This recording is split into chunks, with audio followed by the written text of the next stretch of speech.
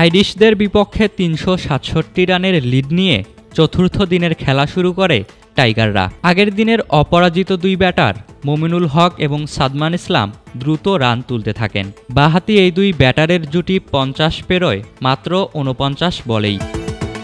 যদিও ৪১তম ওভারে সাদমানের বিদায়ে ভাঙে সেই জুটি। আইরিশ বোলার ম্যাকব্রেইনের নিচু হওয়া বলে লেগ বিফোরের ফাঁদে পড়েন বাঁহাতি এই ওপেনার। ফলে রিভিউ না নিয়েই ফেরেন তিনি।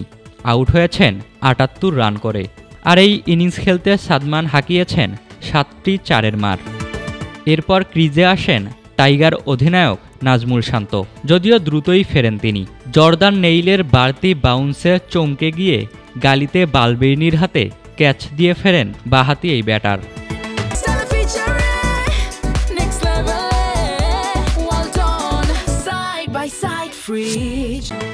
আর এতেই পরপর ২ ওভারে ২ উইকেট হারায় বাংলাদেশ।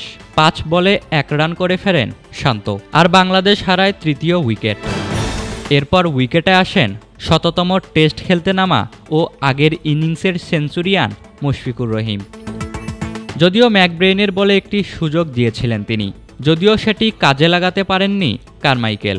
আর এতেই ১৬ রানে জীবন পান মুশি। আর অন্য প্রান্তে থাকা মমিনুল হক তুলে নিয়েছেন 50। ম্যাকব্রেইনের বলে সিঙ্গেল নিয়ে অর্ধশতকের ঘরে পৌঁছান এই বাঁহাতি ব্যাটার। টেস্ট ক্রিকেটে এটি তার ২৫তম অর্ধশতক। আর এই সিরিজের ৩ ইনিংসেই 50-র দেখা পেয়েছেন মমিনুল হক। আর এতেই ৪৯১ রানের লিড নিয়ে লাঞ্চ বিরতিতে যায় বাংলাদেশ। ৭৯ রান করে অপরাজিত থাকেন মমিনুল। আর 50 থেকে মাত্র ৬ রান দূরে মুশফিক। ইশতিয়াক মাহিন, ক্রিক ফ্রেঞ্জি।